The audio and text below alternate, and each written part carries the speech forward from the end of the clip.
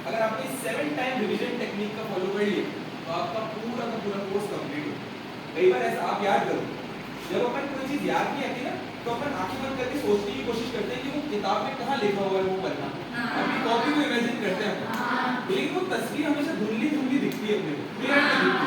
Clear दिख जाए तो अपन वो आंसर लिखते हैं ऐसे।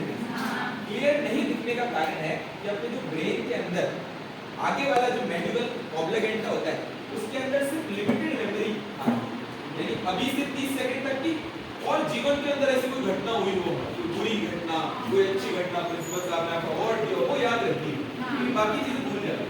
अगर अपन 7 बार करेंगे ना तो वो छोटी और बड़ी घटना के बीच में ये सारी चीजें याद होंगी। इंपॉर्टेंट बात देखो, अभी क्या हुआ रिसेंट दिनों के अंदर, नॉर्वे एक देश है, नॉर्वे की पढ़ाई दुनिया की सबसे अच्छी पढ़ाई होती है।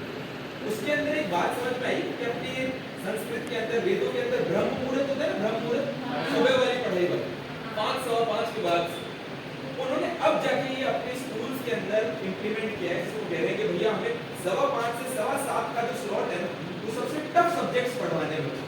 मतलब उन्होंने अपने 5:15 से 7:15 तक की टेक्निक का अगर उसका पढ़ोगे ना बढ़िया तरीके से काम। अब सुनो, बोर्ड में 90% लाने का एक ट्रिक बता रहा हूँ जो किसी के साथ शेयर नहीं करनी, अपने तक नहीं आनी और किसी के नहीं आनी चाहिए, ठीक है। 70% पेपर मैंने तुम्हें बता दिया, 5 साल के पेपर में से आएगा, अब बचता है 30%। तो देखो 100 नंबर का पूरा पेपर होता है, जब आपके पेपर बनाते हैं ना पेपर को कैसे डिवाइड करो, 20 नंबर का पेपर टफ बनाएंगे, बहुत हार्ड, ठीक है।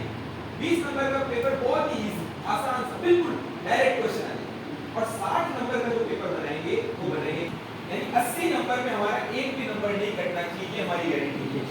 अपन कहाँ अटक जाते हैं 20 के टफ वाले, उसको छोड़ देना बिल्कुल।